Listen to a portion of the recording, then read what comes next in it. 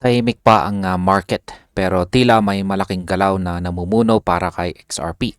Ayon sa ilang analyst, ang susunod na wave ng XRP ay mas malapit kaysa sa inaakala ng marami.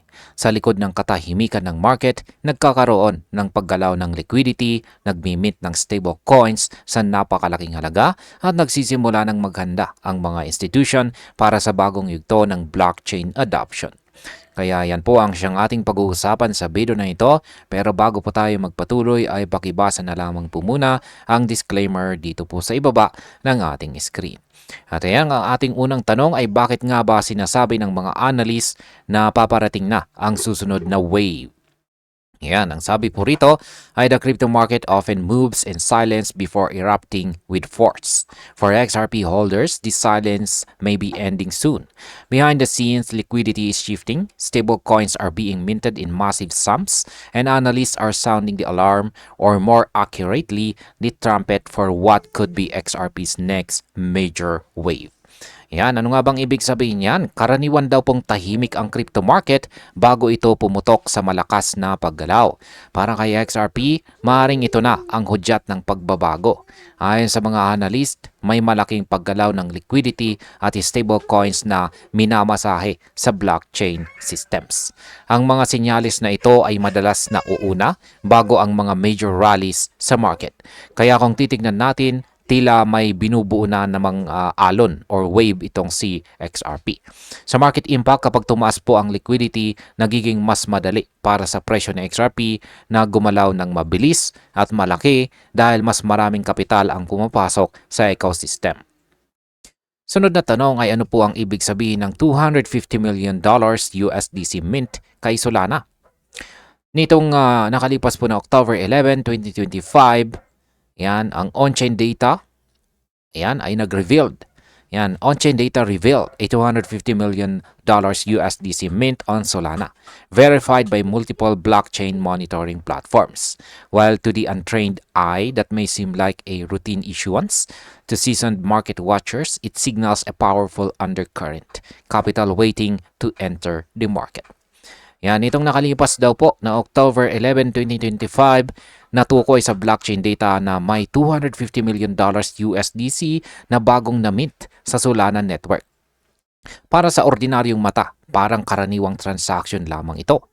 Pero para sa mga eksperto, isa itong napakalaking senyales. Ang ganitong kalaking mint ay indikasyon ng kapital na naghahanda pumasok sa market.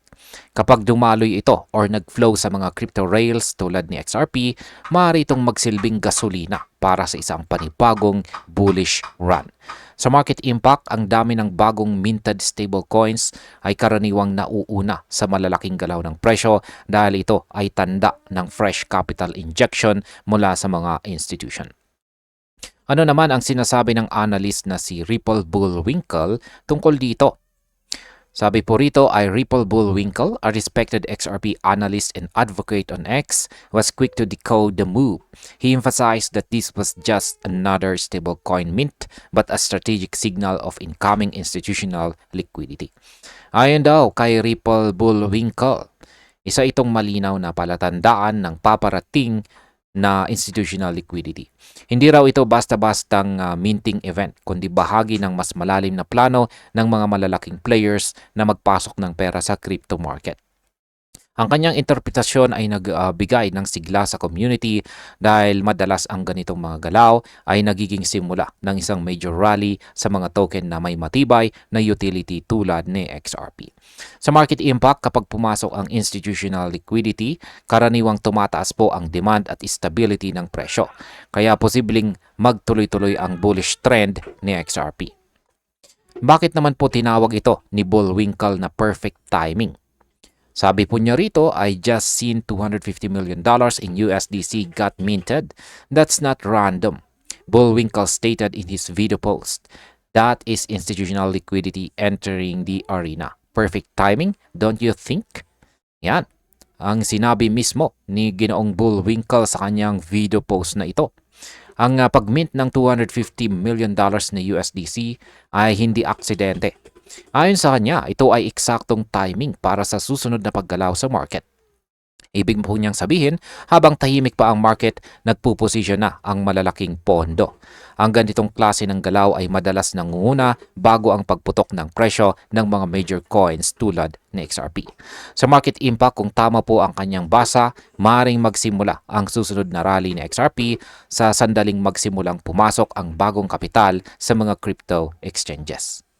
Paano naman po konektado ang liquidity flow kay XRP? Yan, ang sabi naman po rito ay Bullwinkle's argument centers on liquidity flows. How and where fresh minted stablecoins were how and where freshly minted stablecoins move once created. This isn't well stocking. This is infrastructure fueling, he explained. Yan. Paliwanag din natin. Kanyang ipinaliwanag. Yan, or ipinaliwanag ni Ginoong Bullwinkle ng mahalagang aspeto po dito ay kung saan papasok ang bagong minted stablecoins. Hindi daw ito simpleng pag-iipon ng mga whales, kundi isang paraan ng pagpapalakas ng blockchain infrastructure. Ang mga stablecoins na ito ay karaniwang dumadaan sa mga settlement rails tulad ni XRP para mas mabilis ang paggalaw ng pera sa pagitan ng mga institutions. Sa market impact, dahil sa mabilis na settlement capability ni XRP, posibleng maging pangunahing daluyan po siya ng liquidity na magtutulak pataas sa kanyang presyo.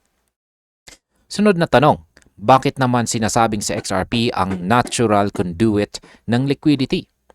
Yan, sabi po rito ay he noted that this $250 billion in stable coins is capital that is ready to deploy. And when that hits the market, it flows through two rails that's going to move real liquidity. XRP sitting right there, a natural conduit. Ayon po sa kanya, ang $250 million na ito ay handa ng gamitin bilang kapital sa market. Kapag ito ay pumasok na, dadaan ito sa dalawang pangunahing rails. At isa po rito ay sa XRP. Dahil sa kanyang bilis at mababang transaction cost, natural daw na maging daluyan ng liquidity itong si XRP. Ang mga katangian niyang ito ang dahilan kung bakit siya ang pinipili ng mga institution para sa cross-border settlements. Sa market impact, ang pagtaas po ng paggamit kay XRP bilang liquidity bridge ay magpapataas ng kanyang demand at market value sa mga susunod na buwan. Ngayon, ano naman ang ibig sabihin ng convergence of narratives? Sabi rito ay beyond liquidity, Bullwinkle believes timing is everything. He described the current setup as a unique intersection of forces. This is the reset narrative and liquidity all converging together. Ano nga bang ibig sabihin yan? Para po kay Ginoong Bullwinkle, hindi lang ito tungkol sa liquidity kundi sa sabay-sabay na pag-akyat ng iba't ibang narrative sa market. Tinawag niya itong reset narrative. Isang panahon kung saan muling inaayos ng mundo ng finance ang structure nito. Sa panahong ito, ang mga digital assets tulad ng XRP ay nakikita bilang tulay ng bagong sistema ng pagbabayad or payment. Sa market impact, kapag nagsabay po ang liquidity inflow at saka global financial reset narrative, maaaring sumiklab ang isang massive bull cycle na magdadala kay XRP sa bagong all-time high. Ano naman ang mas malaking larawan sa likod nito?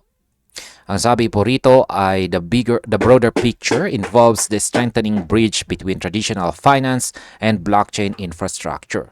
Ripple continues to expand its enterprise footprint with XRP operating as the underlying liquidity token in Ripple payments and various institutional corridors. Yan, sa mas malaking perspective ay pinapatibay daw po ng Ripple ang tulay or bridge sa pagitan ng traditional na banking system at ang mundo ng blockchain. Sa XRP ang ginagamit bilang pangunahing token sa Ripple payments at sa ilang institutional corridors.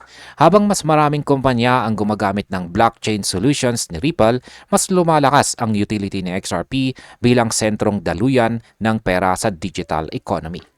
Kaya sa market impact, ang paglawak ng paggamit ni XRP sa mga institution ay naglalagay sa kanya sa mas matatag na posisyon para sa long-term growth. Ang panghuling tanong natin dito ay bakit nga ba tinatawag itong infrastructure fueling? Sabi po rito ay Ripple Bullwinkle's commentary underscores a growing belief that XRP's next surge isn't speculative, it's structural. The $250 million USDC mint, he argues, represents infrastructure fueling rather than isolated whale accumulation. Ano nga bang ibig sabihin yan? Binibigyang diin po ni Ginoong Bullwinkle na ang galaw na ito ay hindi simpleng speculation, kundi bahagi ng structural growth ng crypto market. Ang pag-mint ng $250 million USDC ay tinitingnan po niya bilang paglalagay ng gasolina sa infrastructure ng blockchain ecosystem. Sa madaling sabi, hinahanda ang market para sa mas malawak na paggamit ng digital payments kung saan si XRP ang magiging pangunahing daluyan. Sa market impact, kapag nagsimula ang mass adoption phase, si XRP ay makikinabang dahil sa kanyang efficiency sa settlement at connectivity sa financial institutions.